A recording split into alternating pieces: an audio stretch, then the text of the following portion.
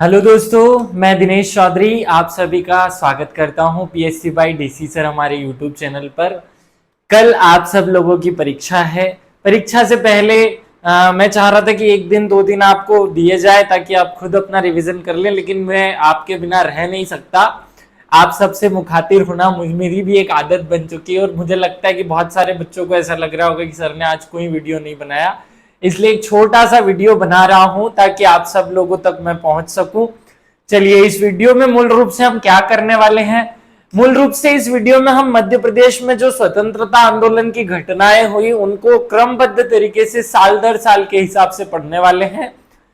सबसे पहले आप सब लोगों को घबराहट हो रही होगी, तो इस घबराहट से बेचैन नहीं होना है। ये घबराहट एक आम घबराहट है, सामान्य है। थोड़ा सा पानी पी लीजिए, भगवान की पूजा कर लीजिए, शांति मिल जाएगी। भगवान ने श्रीमद् भागवत गीता, जो कि इस दुनिया का सबसे अच्छा ग्रंथ माना जाता है, उसके 5वें अध्याय के 22वें श्लोक में कहा हुआ है कि तू चिंता मत कर, मैं तेरे साथ हूं, तू केवल कर्म कर, फल देना मेरा कार्य है। आज मैं यही बात आप सब लोगों को बता रहा हूं। हम सब लोगों ने मिलकर खूब मेहनत की है, आप सब लोगों ने दिन रात एक कर दिया है। अब उसके बारे में सोच करके आप अपने स्थिरता को अस्थिरता में मत बदलिए। आप लोग निश्चिंत हो जाइए, उसकी इच्छा होगी तो आपका सिलेक्शन जरूर होगा, आपकी मेहनत का प्रतिफल आपको जरूर मिलेगा। निश्चिंत होकर के सो जाइएगा आज, क्योंकि सुबह उठकर हमें अपने दिमाग को एकदम सही अवस्था में एग्जाम सेंटर पर ले जाकर इसका उपयोग करना है। खाने पीने का विशेष ध्यान रखें, नींद का विशेष ध्यान रखें।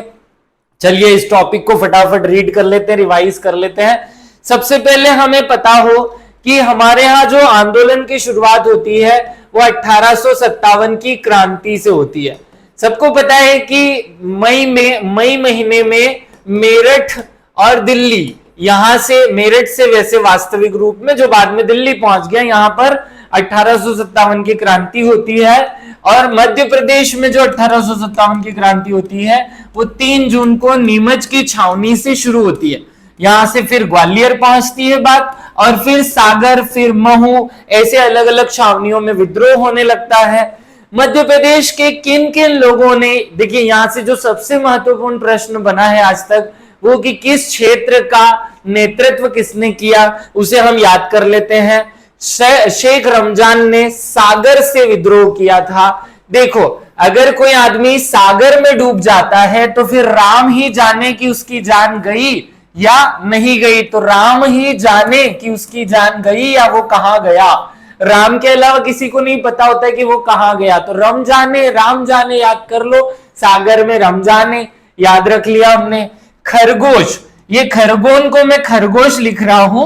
खरगोश जो है वो भी बिल में रहता है, याद है ना आपको, बिल माने भील, तो टंटिया भील आपको याद हो जाएगा। ये याद कराने के लिए मैं इन बातों को थोड़ा तोड़ मरोड़ रहा हूं, जैसे कि हम याद कर लेते हैं कोडिंग के माध्यम से, कनेक्टिंग के माध्यम से। झलकारी बाई और झांसी। आज एक स्टूडेंट का मैसेज आया कि सर झलकारी बाई जो थी वो झांसी में थी या गिरधारी बाई थी, तो भैया ऐसी छोटी छोटी चीजें आप देख लो। झ से होता है झांसी, क्या होता है, झ से होता है झांसी, और झ से ही होता है झलकारी, तो झलकारी जो है वो झांसी में होगी। और झांसी रानी लक्ष्मीबाई थी, तो रानी लक्ष्मीबाई की सहायिका झलकारी बाई, और मंडला में अवंतिका बाई की सहायिका गिरधारी बाई हो जाएगी। तो झांसी झांसी और झांसी की सहायिका झलकारी याद हो जाएगा। राजा ठाकुर प्रसाद राघवगढ़, देखो राघवगढ़, रघुपति राघव राजा राम सुना होगा आपने, तो ये रघुपति राजा, तो ये राजा है, तो ये रघुपति है। राजा और रघुपति, इन दोनों का तो आपस में बहुत संबंध है ना, तो रघुपति राघव राजा राम बोल दो, एक बार याद हो जाएगा। नारायण को कोई भी सलाह दे, राय दे तो अच्छा नहीं लगता, भगवान को कौन क्या सलाह दे सकता है, तो नारायण को राय मत दो। तो नारायणपुर जो है वहां से किसने नारायण सिंह ने कहां से नेतृत्व किया, रायपुर से। तो बड़ा आसानी से ये आपको याद हो जाएगा, 5 मिनट की बात है। चलिए आगे बढ़ते हैं। शहादत खान महू, ये इंदौर में ही घटना घटित हुई थी, इसलिए ये याद रख लेना। शहादत अगर किसी की होती है तो उसका मुंह काट दिया जाता है, गर्दन से उसका धड़ अलग कर दिया जाता है, तो समझो उसकी शहादत हो गई। तात्या टोपे, अब ये जो टोपी है 3 जगह पहनी गई, कान से ऊपर कानपुर, झांसी ग्वालियर, कान से ऊपर झांसी ग्वालियर, याद रखना कानपुर झांसी ग्वालियर। भीमा नायक, देखो ये क्या लिखा है भीमा, भीमा में ये लिखा है मां से मंडलेश्वर, क्या है मंडलेश्वर में कौन था भीमा नायक, या बड़ानी रियासत याद रख लो। अब गिरधारी बाई तो याद ही हो गया झांसी के साथ में। श्री बहादुर, बहादुर जो है उनके चित्र बनाए जाते हैं, उनके चित्र मंडे जाते हैं, मंडे रहते हैं सब जगह पे, आपने देखा होगा बहादुर लोगों के चित्र बने रहते हैं, मंडे रहते हैं। तो बहादुर सिंह का मंडला, देवी सिंह का भी देवी देवताओं के भी चित्र बनाते हैं, और बहादुर लोगों के भी चित्र मांड दिए जाते हैं दीवालों पर। मालवी भाषा में चित्र बनाने को चित्र मांडना कहते हैं।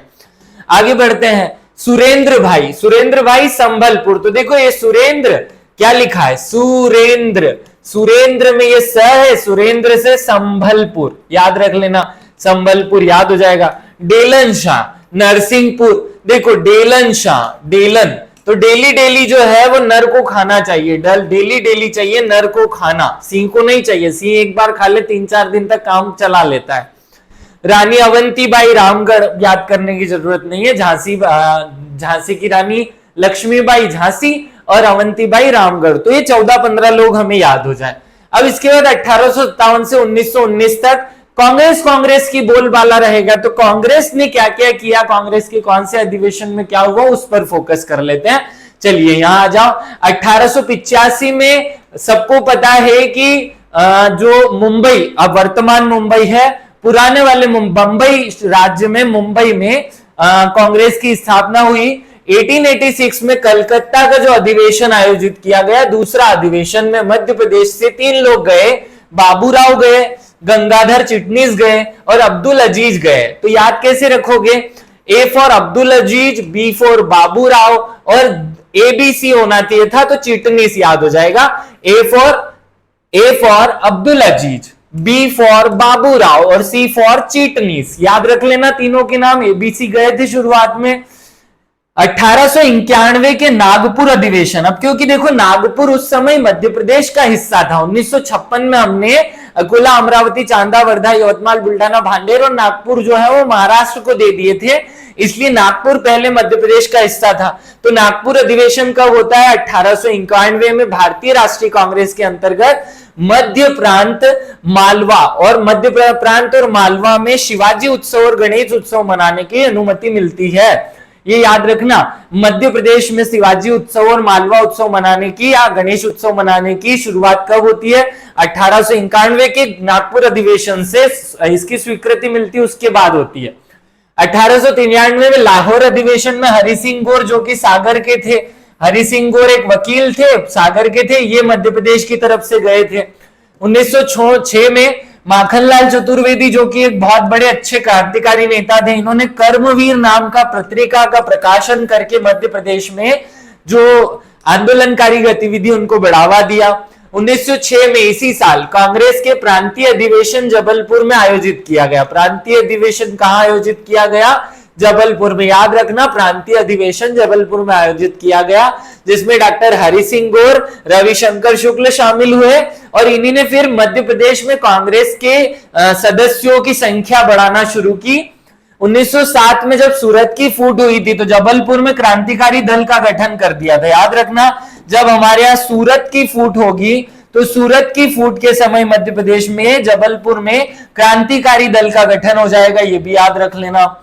आगे बढ़ते हैं, 1915-16 में जबलपुर में होम रूल लीग की भी स्थापना हुई है। याद रख लेना, जबलपुर में 2 चीजें बनी, एक क्रांतिकारी दल बना 1907 में और 1915-16 में बना होम रूल लीग।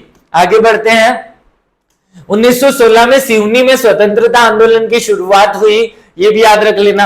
अब हम याद रखते हैं खिलाफत आंदोलन के बारे में क्या क्या हुआ। 1920 में खिलाफत आंदोलन हुआ, इसके नेतृत्वकर्ता ढूंढीराम जाटव थे। कौन थे, ढूंढीराम जाटव और अब्दुल गफ्फार खान। कैसे याद रखोगे, देखो खिलाफत जो है वो डंडे से की जाती है, किससे की जाती है, डंडे से। तो ढूंढीराम जाटव हो गया और अब्दुल गफ्फार खान, और जो जिससे खिलाफत कर ली उसे खाना मत दो तो खान हो जाएगा। तो अब्दुल गफ्फार खान और ढूंढीराम जाटव ने मध्य प्रदेश में खिलाफत आंदोलन का नेतृत्व किया। जबलपुर क्षेत्र से असहयोग आंदोलन के साथ इसे मिला दिया गया।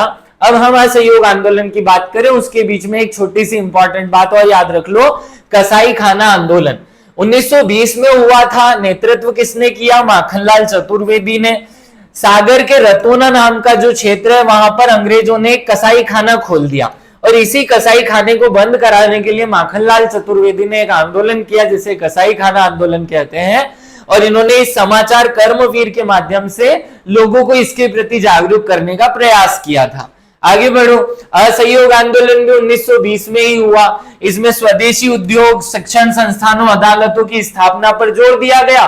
साथ में हिंदू मुस्लिम एकता को बढ़ाने का प्रयास किया गया। जबलपुर की विक्टोरिया टाउन हॉल नाम का जो जगह है जिसे वर्तमान में गांधी भवन कहा जाता है, वहां पे प्रेमचंद उस्ताद द्वारा झंडा फहराया गया और यहीं से फिर झंडा जो है सत्याग्रह होगा 1923 वाला। आगे बढ़ते हैं। रतलाम में भी कुछ स्पेशल गतिविधियां हुई 1920 में। 3 चीजें हुई, याद रखना। रतलाम में राष्ट्रीय आंदोलन का प्रेरणा स्रोत जो है वो स्वामी ज्ञानानंद को माना गया। किसे माना गया? ज्ञानानंद को। रतलाम कांग्रेस समिति की स्थापना की गई 1920 में, ये असहयोग आंदोलन के समय पे। 1931 में रतलाम में महिला सेवा दल की स्थापना हुई, ये भी याद रख लेना।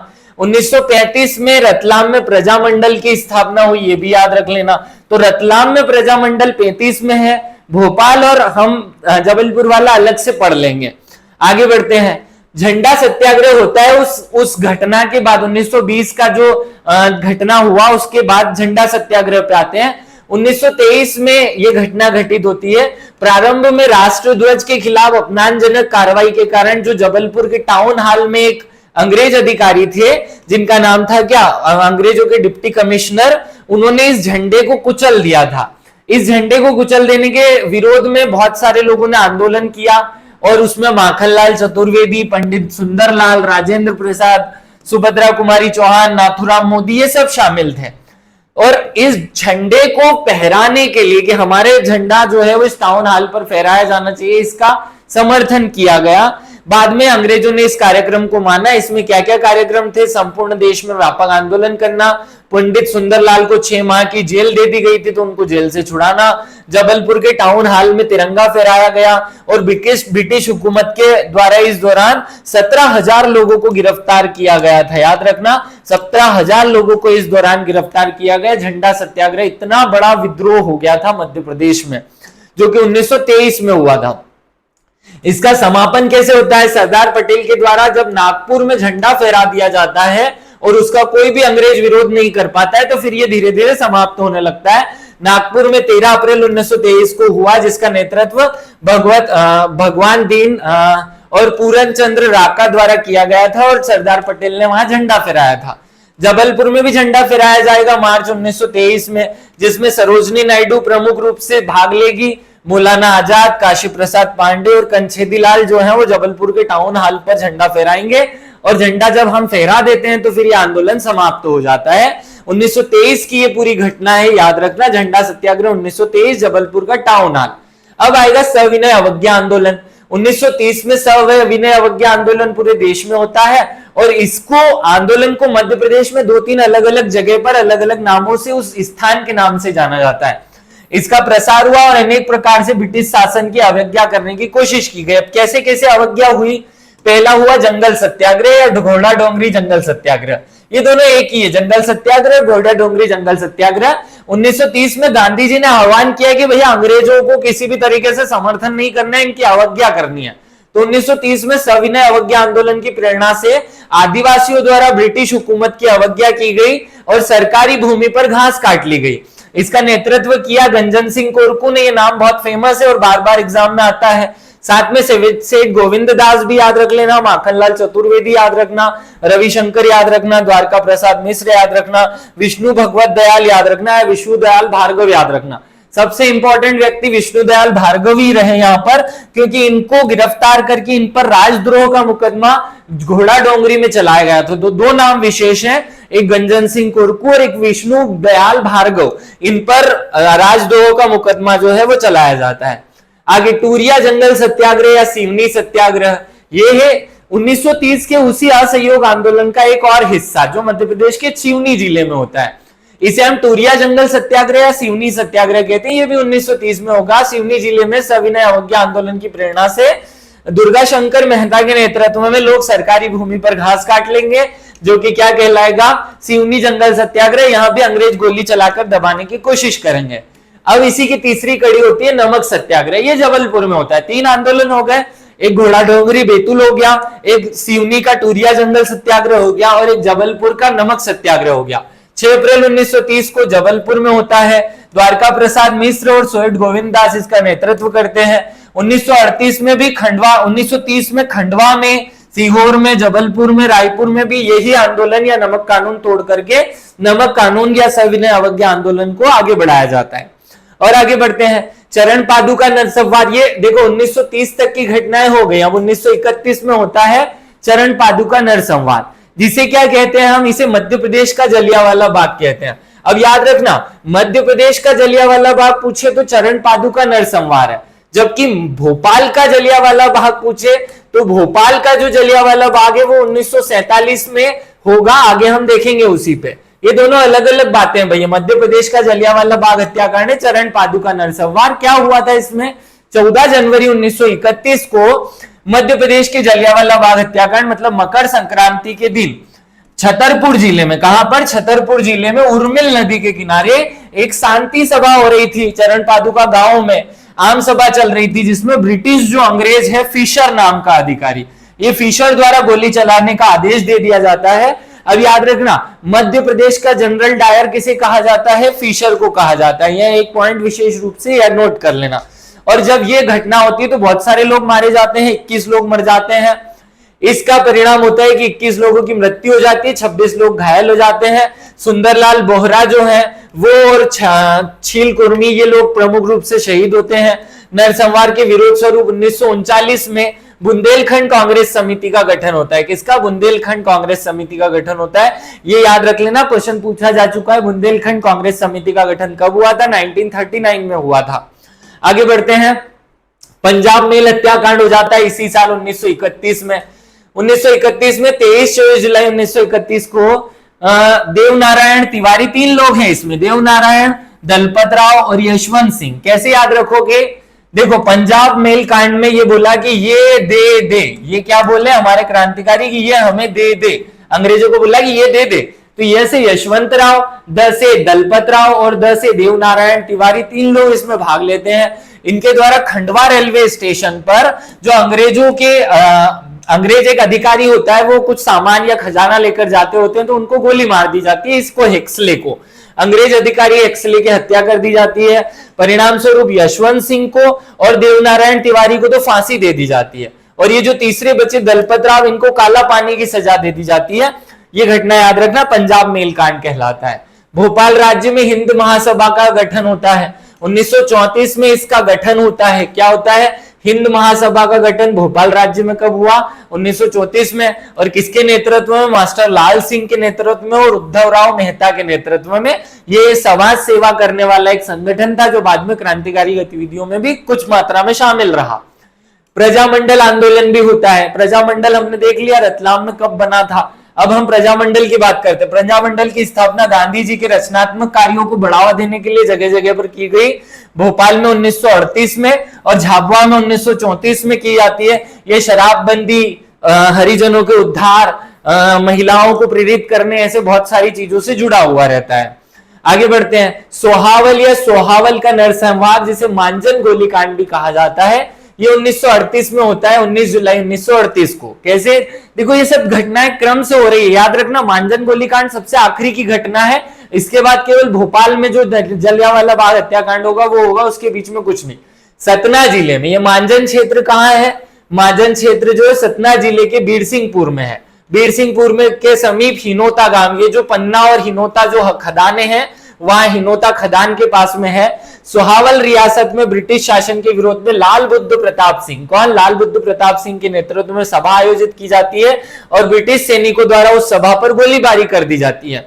इस सभा में लाल बुद्ध प्रताप सिंह शहीद हो जाते हैं, राजाश्रय गौतम शहीद हो जाते हैं, मंदार पांडे शहीद होते हैं। आगे इस 19 जुलाई 1938 की घटना जो है, इसमें कुछ विशेष बात याद रखना, लाल बुद्ध प्रताप सिंह इसके नेतृत्व करता रहे हैं। यह घटना मांजन गोलीकांड भी कही जाती है, इस नाम से भी फेमस है, क्योंकि ये मांजन गांव के पास में हुई थी, इसलिए मांजन गोलीकांड भी इसी को कहा जाता है। तो बहुत ज्यादा डिफरेंस नहीं, दोनों बातें एक साथ जोड़ लेना। सोहावल गोलीकांड और मांजन गोलीकांड। त्रिपुरी अधिवेशन, आप सबको पता है मध्य प्रदेश में कांग्रेस का एक अधिवेशन होता है जो त्रिपुरी नाम की जगह है जबलपुर के निकट, उसमें जबलपुर का पुराना नाम भी त्रिपुरी था। 29 जनवरी 1939 को जबलपुर के त्रिपुरा में कांग्रेस का 53वां अधिवेशन आयोजित होता है। उसमें कांग्रेस का नेतृत्व सुभाष चंद्र बोस को मिलता है, लेकिन पट्टाभी सीतारामैया को गांधी जी समर्थन कर देते हैं। इस कारण से सुभाष चंद्र बोस जो है वो अपने पद से इस्तीफा दे देते हैं और अंततः राजेंद्र प्रसाद इसकी अध्यक्षता करते हैं। तो मतभेद के कारण सुभाष चंद्र बोस इससे त्याग पत्र देते हैं और राजेंद्र प्रसाद को आखिरी में अध्यक्षता इसकी सौंपी जाती है। भारत छोड़ो आंदोलन जो है वो उसमें भी मध्य प्रदेश बहुत महत्वपूर्ण भूमिका निभाएगा। भारत छोड़ो आंदोलन का प्रसार जो है वो 8 अगस्त 1942 को हुआ। वो अलग बात है कि एमपीपीएससी के हिसाब से 9 अगस्त को भी हो सकता है। मध्य प्रदेश में सर्वप्रथम ग्वालियर में और विदिशा में। अब देखो, भारत छोड़ो आंदोलन मध्य प्रदेश में 2 प्रमुख प्लेसेस पे हुआ, ग्वालियर और विदिशा। क्या याद रखोगे? भारत छोड़ो, भारत कहां से छोड़ो? एक तो ग्वार लोग छोड़ो और हर दिशा से छोड़ दो। हर दिशा से तो विदिशा और दूसरा है ग्वालियर। यहां ज्यादा इसका प्रभाव रहा। मध्य प्रदेश में भूमिगत गतिविधि का केंद्र बना और यहीं से बहुत सारी क्रांतिकारी गतिविधियां हुई। सिवनी जिले में बहुत सारे नेताओं को जेल में बंद कर दिया गया था, जिसमें सुभाष चंद्र बोस, जिसमें विनोबा भावे, जिसमें एचवी कामत, शरद चंद्र बोस, पंडित द्वारका प्रसाद मिश्र, ऐसे सारे नेता थे। बैतूल में विष्णु गोंड के नेतृत्व में भी यही विद्रोह होता है, जिसे विष्णु गोंड नेतृत्व करता होकर के उभर कर आते हैं, याद रखना। सर्राफा कांड क्या होता है? ये इसी भारत छोड़ो आंदोलन की एक कड़ी है। सर्राफा कांड क्या है? ये 6 सितंबर 1942 को इंदौर में होता है सर्राफा कांड। स्वतंत्रता की मांग कर रहे लोगों पर पुलिस जब लाठीचार्ज कर देती है तो उसके विरोध में मगन लाल ओसवाल नाम के व्यक्ति के नेतृत्व में, ये मगन लाल ओसवाल नेता होते हैं, मगन लाल ओसवाल शहीद हुए। इनके नेतृत्व में फिर जो जब ये शहीद हो गए तो फिर सरवटे जी के नेतृत्व में ये आंदोलन हुआ, जिसे हमने सर्राफा सत्याग्रह के नाम से जाना, याद रखना। यहाँ पे ये विशेष नाम याद रख लेना, मगन लाल ओसवाल का। आगे बढ़ते हैं। चावल सत्याग्रह या चरूर हईबा भी बोलते हैं इसको। जबरिया लेवी सत्याग्रह भी कहा जाता है, क्योंकि जबरन लेवी वसूल करने के विरोध में हुआ था। जबरिया लेवी भी कहते हैं, चावल सत्याग्रह भी कहते हैं, चरूर हईबा भी कहते हैं। 28 फरवरी 1947 को एक घटना होती है बदवार गांव में, रीवा जिले के विंध्य क्षेत्र में। विंध्य क्षेत्र थोड़ा सा अलग कटा हुआ क्षेत्र था। वहां जबरन चावल उगाई के विरोध में जन आंदोलन किया जाता है, जिसे चावल सत्याग्रह कहा जाता है। नाम याद रखना, त्रिभुवन तिवारी जो हैं वो और भैरव प्रसाद नाम की ये 2 व्यक्ति इसमें शहीद होते हैं। बहुत महत्वपूर्ण व्यक्ति रहे हैं त्रिभुवन तिवारी और भैरव प्रसाद।